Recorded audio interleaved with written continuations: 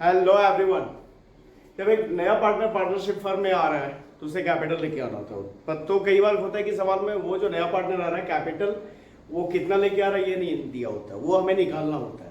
इस स्थिति में सवाल दो तरह से रहते हैं।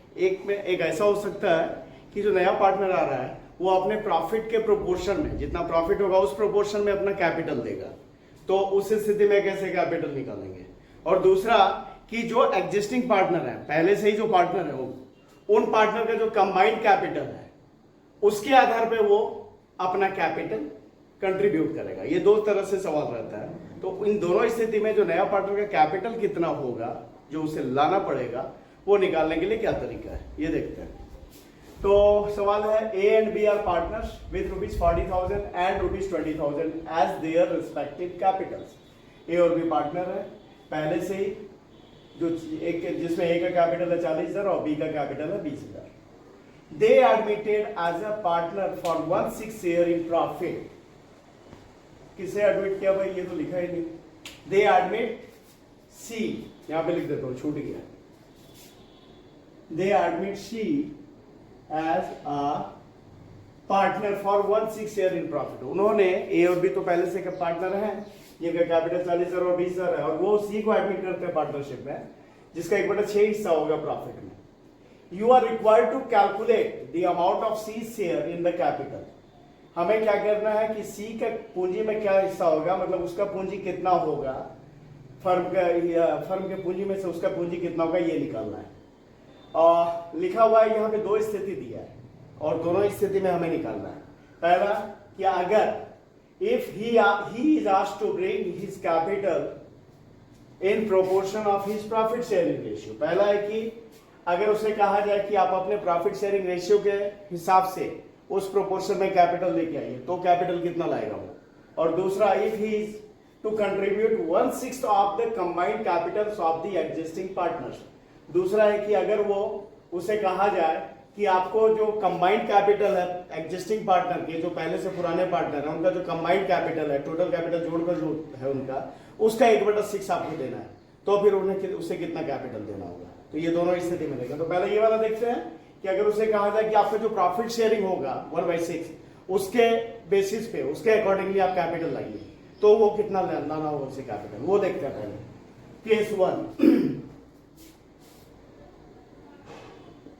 तो भाई सी का हिस्सा कितना है 1/6 और इसी प्रोपोर्शन में उसे कैपिटल लाना है। सी शेयर 1/6, ठीक है। तो सी का 1/6 अगर दे देंगे तो बाकी हिस्सा कितना बचेगा, remaining share for A and B. A और बी के लिए क्या बचेगा भाई, तो लेट द टोटल प्रॉफिट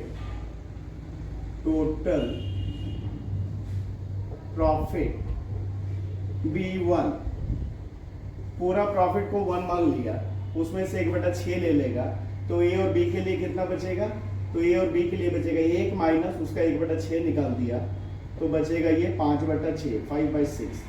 अच्छा, ये 5/6 इन लोगों का बचेगा। और इस 5/6 के लिए इनका कैपिटल कितना है, ए और बी का capital of A and B.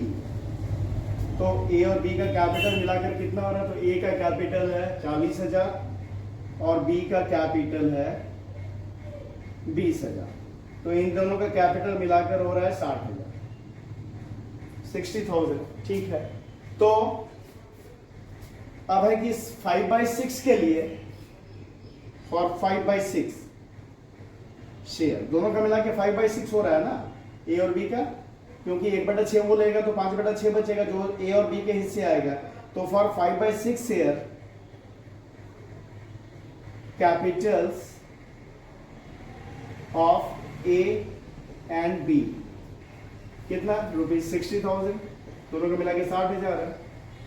तो अब इसका उल्टा करेंगे, उल्टा यानी रेसिप्रोकल करेंगे तो फर्म का कैपिटल निकल आएगा, ठीक है। सो फर्म्स कैपिटल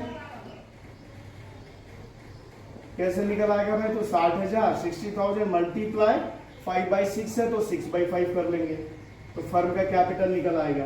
तो कितना निकल गया? 72,000 ये फर्म का कैपिटल निकल गया। तो अब इसमें से हम निकाल लेते हैं उसका कैपिटल, सी का capital. So seize capital will be 72,000 का कितना 1/6, क्योंकि उसका हिस्सा 1/6 है। तो कितना हो जाएगा? इसको करेंगे तो आएगा 12,000।